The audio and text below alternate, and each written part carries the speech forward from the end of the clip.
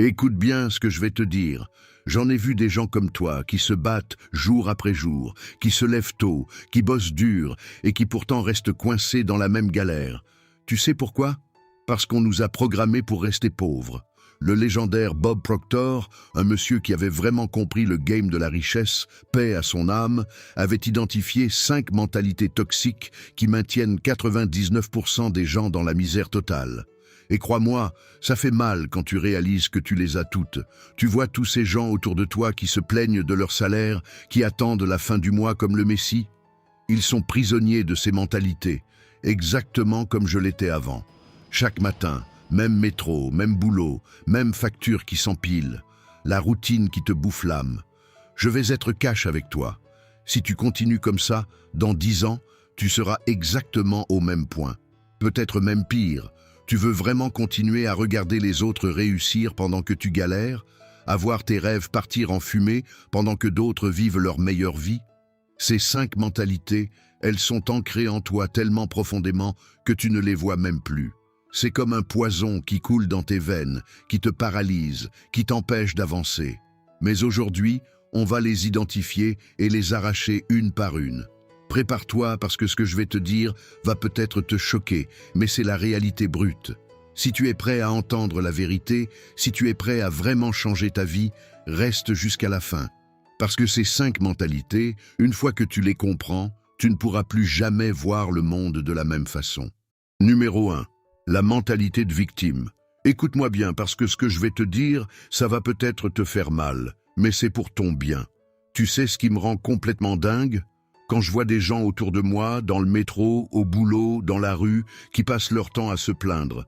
Ah mais tu comprends, mes parents n'étaient pas riches, la vie est trop dure, j'ai pas fait les bonnes études, ils ont des contacts, c'est dur de devenir riche, je n'ai pas le temps. Mais sérieux, tu crois que t'es le seul à avoir galéré? Laisse-moi te raconter un truc. J'ai connu des moments où je devais choisir entre manger ou mettre de l'essence dans ma voiture pour aller bosser. Des moments où je comptais chaque centime, où je marchais 1 heure plutôt que de prendre le bus. Je connais cette sensation de regarder ton compte en banque et de sentir ton cœur se serrer. Mais tu sais quoi? Pendant que d'autres pleuraient sur leur sort, moi, je me levais à 4 heures du matin pour faire des extras. C'est facile de pointer du doigt la société, le système, les riches, les politiques, le gouvernement, le président de la République. C'est confortable de se dire « c'est pas de ma faute ». Mais pendant que tu te cherches des excuses, il y a des gens qui partent de plus bas que toi et qui grimpent. J'en ai vu. Des mecs qui vivaient dans des chambres de bonne de 9 mètres carrés, qui mangeaient des pâtes pendant des mois et qui aujourd'hui roulent en Mercedes. Tu sais pourquoi? Parce qu'ils ont fermé leur gueule et ouvert leurs yeux. La vérité, elle est brutale. Personne ne viendra te sauver. Tu peux attendre que le gouvernement, que ton patron, que je ne sais qui vienne te tendre la main. Tu peux attendre longtemps. Le monde se fout complètement de tes problèmes. Il continue de tourner pendant que tu te lamentes. Tu vois tous ces gens qui prennent le métro à 6 heures du matin. La plupart resteront coincés toute leur vie parce qu'ils se voient comme des victimes. Ils attendent le miracle, la promotion, le coup de chance. Mais la chance, c'est comme les muscles. Si tu restes assis sur ton canapé à te plaindre, elle ne viendra jamais. Je ne te dis pas que c'est facile. Je ne te dis pas que tu vas devenir millionnaire du jour au lendemain, si tu te lèves. Ce que je te dis, c'est que chaque fois que tu dis « c'est pas juste », tu t'enfonces un peu plus dans la médiocrité. Chaque fois que tu rejettes la faute sur les autres, tu perds une occasion de progresser. La vie est une chienne. Ouais, et alors? C'est comme ça qu'elle est faite. Deal with it. Tu crois que les mecs qui réussissent ont eu un tapis rouge? Certains peut-être. Mais la plupart, ils ont mangé de la merde pendant des années. Ils ont encaissé les échecs, les moqueries, les doutes. La différence? Ils n'ont jamais laissé ça devenir leur identité. Alors maintenant, tu as 2 choix.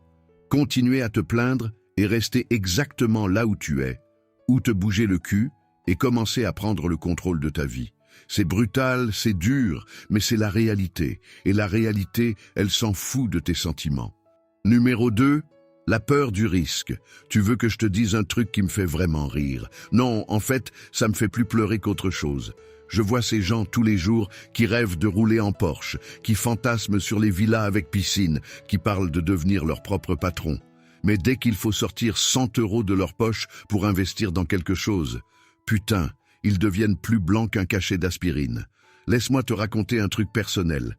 J'ai tout perdu. Pas une fois, pas deux fois, mais 3 putains de fois. La première fois, j'ai perdu ma boîte, mon appart, ma bagnole. Je me suis retrouvé à dormir sur le canapé d'un pote. La deuxième fois, j'ai misé sur le mauvais business, boum, retour à la case départ. La troisième fois, pareil. Tu sais ce que les gens normaux me disaient? Arrête, trouve-toi un vrai travail, prends un CDI, sois raisonnable. Raisonnable? Tu veux être raisonnable? Va bosser 40 ans dans ton petit bureau avec ton petit salaire qui augmente de 1% par an quand l'inflation est à 5%. Continue à mettre 50 € par mois sur ton livret A qui rapporte que dalle. Continue à te dire que ta retraite va te sauver. Putain, réveille-toi. Tu sais ce qui me fait marrer? Ces mêmes personnes qui ont peur d'investir 1 000 € dans une formation ou dans un business, ils claquent 150 balles par mois en cigarettes, 200 € en sortie et ils jouent au loto en espérant que ça va changer leur vie. C'est ça leur investissement. La vérité, la sécurité, c'est la plus grande arnaque du 21e siècle. Ton job sûr? Demande aux milliers de gens qui se sont fait virer pendant le Covid. Ta banque sûre? Demande aux gens qui ont vu leurs économies partir en fumée avec l'inflation. Ta petite vie tranquille, c'est une prison dorée, mon gars. Je vais te dire un truc que personne n'ose te dire. Les plus grosses fortunes se sont bâties sur des paris audacieux. Je dis pas de faire n'importe quoi. Je dis pas de mettre toutes tes économies dans les cryptos ou de claquer ton PL dans un concept store de smoothie bio. Je parle de risques calculés, réfléchis, stratégiques. Tu es venu dans ce monde pour vivre, pas pour réaliser le rêve de quelqu'un d'autre. Mais toi, tu préfères rester dans ta zone de confort. Tu préfères te dire au moins « je suis en sécurité ». En sécurité? Tu te fous de ma gueule? T'es en sécurité comme un hamster dans sa cage. On te donne à manger, tu fais tourner ta roue et tu crois que t'es libre. Tu sais ce qui fait la différence entre ceux qui réussissent vraiment et les autres? C'est pas l'intelligence, c'est pas le talent, c'est même pas l'argent de départ. C'est les couilles de prendre des risques quand tout le monde te dit que t'es fou. C'est la capacité de te relever quand tu te plantes, encore et encore. Il n'y a des miracles, juste le ressenti que si je continue sur cette allure, je mourrai pauvre. Alors maintenant, pose-toi la vraie question. Tu veux continuer à vivre dans ta petite bulle de fausse sécurité ou tu veux enfin commencer à vivre? Parce que je vais te dire un truc. La plus grande prise de risque dans la vie, c'est de ne jamais en prendre. Ton job ne te rendra jamais milliardaire. L'équation est pratiquement impossible. Numéro 3, l'environnement toxique. Ok, assieds-toi parce que ce que je vais te dire, ça va pas te plaire. Mais j'en ai rien à foutre que ça te plaise ou non, parce que c'est peut-être le truc le plus important que t'entendras de ta vie. Tu sais pourquoi t'es toujours au même point? Pourquoi tu galères encore à boucler tes fins de mois? Regarde autour de toi. Non, vraiment, regarde. Ces potes avec qui tu passes tes week-ends à picoler et à te plaindre que la vie est dure. Ces amis qui te sortent, mais t'es fou dès que tu parles de monter ta boîte. Cette famille qui te dit pense à ta sécurité dès que tu veux sortir du moule. Laisse-moi te raconter un truc qui fait mal. J'ai dû virer 80% des gens de ma vie. Tu m'entends? 80%. Des potes que je connaissais depuis le collège, des cousins, des oncles, même des frères et sœurs. Ça m'a déchiré le cœur, mais c'était eux ou mon avenir. Des gens qui me sortaient restent réalistes. Faut pas trop en demander à la vie. Contente-toi de ce que t'as. Tu sais ce que ça veut dire, sois réaliste? Ça veut dire reste petit comme nous. Tu vois, c'est comme si tu voulais arrêter de fumer, mais que tous tes potes sont fumeurs. À chaque sortie, ils te tendent une clope. Allez, juste une, fais pas ton difficile. C'est exactement pareil avec l'argent, le succès, les ambitions. J'ai vu des mecs brillants, des putains de génies, rester coincés dans des boulots de merde parce que leur environnement les tirait vers le bas. Leurs femmes qui flippent dès qu'ils parlent de changer de job. Leurs parents qui leur rappellent que dans la famille, on n'a jamais été riche. Fais attention, tu n'as pas encore de maturité sur vie. On a tous été comme ça, tu te crois plus malin que les autres.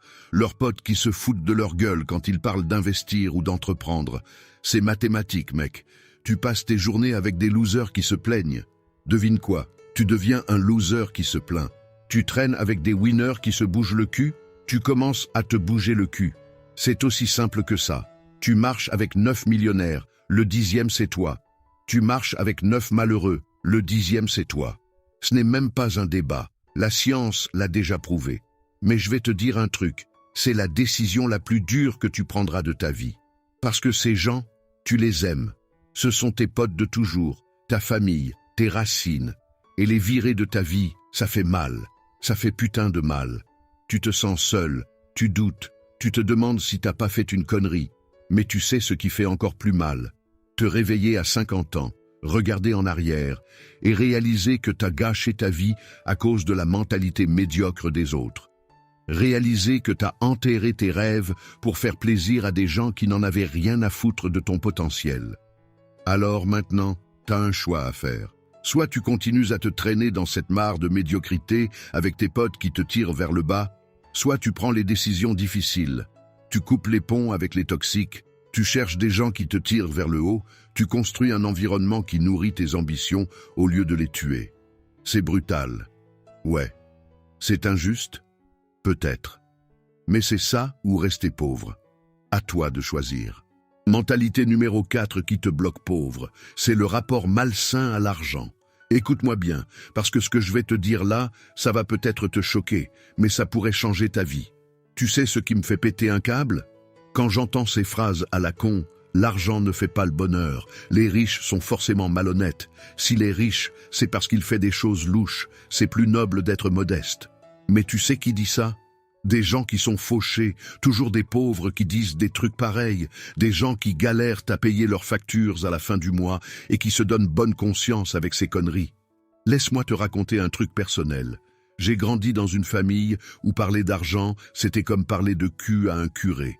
Tabou total. Ma mère me disait toujours l'important c'est d'être heureux, pas riche.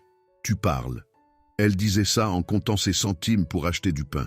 Mon père, lui, répétait que les riches étaient tous des voleurs. Résultat, on vivait dans un appart pourri, on partait jamais en vacances, et on appelait ça être noble. Tu veux savoir ce qui est vraiment noble? Pouvoir aider ta famille quand elle est dans la merde. Pouvoir payer les études de tes gosses sans t'endetter jusqu'au cou.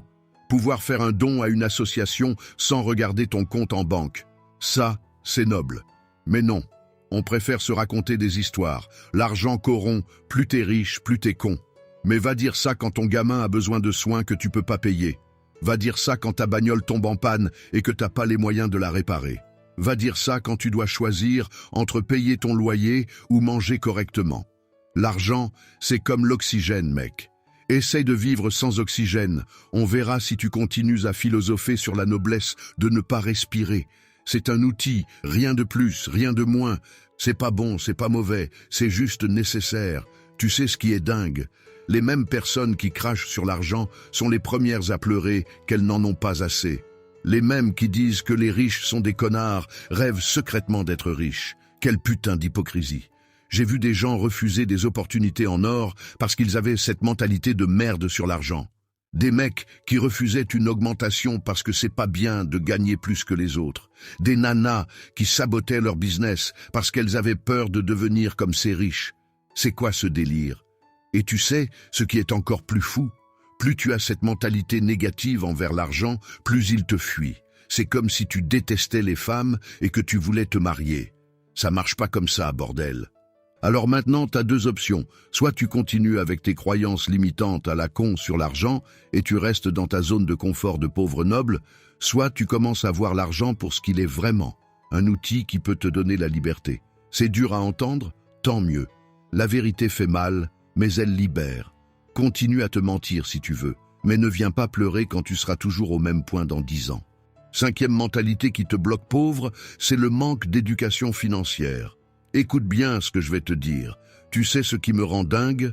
Voir tous ces gens qui se lèvent chaque matin, qui bossent comme des malades, et qui ne comprennent même pas pourquoi ils restent fauchés, pauvres, misérables. Je l'ai vécu, mec. J'ai été là, à compter chaque centime à la fin du mois, pendant que d'autres vivaient leur meilleure vie. Le truc le plus fou, c'est qu'on nous a intentionnellement gardés dans l'ignorance. Réfléchis 2 secondes. À l'école, on t'apprend le théorème de Pythagore. Super utile quand tu dois gérer un crédit immobilier, pas vrai? Tu sens l'ironie. On te fait mémoriser la date de la Révolution française, mais personne ne t'explique comment fonctionne réellement l'argent. C'est pas un hasard, c'est calculé. J'ai perdu des années de ma vie à bosser comme un abruti. Je mettais de côté, comme on me l'avait appris, sans comprendre que je me faisais avoir. Tu vois ces conseillers bancaires avec leur sourire commercial, ils te poussent vers des livrets d'épargne à 0,5% pendant qu'eux font des commissions sur ton dos. Et toi, comme un bon petit mouton, tu dis merci en plus. Tu sais ce qui est encore plus dingue? Quand tu commences à poser des questions, ils te regardent comme si tu venais d'une autre planète. Non, monsieur, les cryptos c'est risqué. Non, l'immobilier c'est compliqué. Mais leurs produits pourris qui rapportent que dalle, ça c'est pas risqué peut-être. L'éducation financière, c'est comme manger ses légumes. C'est pas excitant, c'est pas sexy. Mais sans ça, tu crèves. Sans comprendre comment fonctionne l'argent, tu restes un esclave de ton job de merde, un esclave de tes factures qui s'empilent, un esclave du système qui veut te garder petit. Je vois des gens tous les jours qui se plaignent de leur situation, mais qui ne font rien pour changer. Ils préfèrent Netflix et les réseaux sociaux plutôt que d'ouvrir un bouquin sur l'investissement. Ils préfèrent acheter le dernier iPhone plutôt que d'investir dans leur éducation financière. Et tu sais quoi? Je les comprends. C'est plus facile de rester dans sa zone de confort. C'est plus facile de blâmer le système, les riches, le gouvernement. Mais pendant que tu te plains, d'autres prennent les devants et s'enrichissent. La vérité, elle est brutale. Si tu ne comprends pas l'argent, l'argent ne te comprendra jamais. Si tu ne prends pas le temps d'apprendre comment ça marche, tu resteras toujours du mauvais côté de l'équation. Alors maintenant, la balle est dans ton camp. Tu peux continuer à faire l'autruche, à vivre paycheck par paycheck, à espérer que la chance va tourner. Ou tu peux te réveiller, prendre ta vie en main et commencer à apprendre.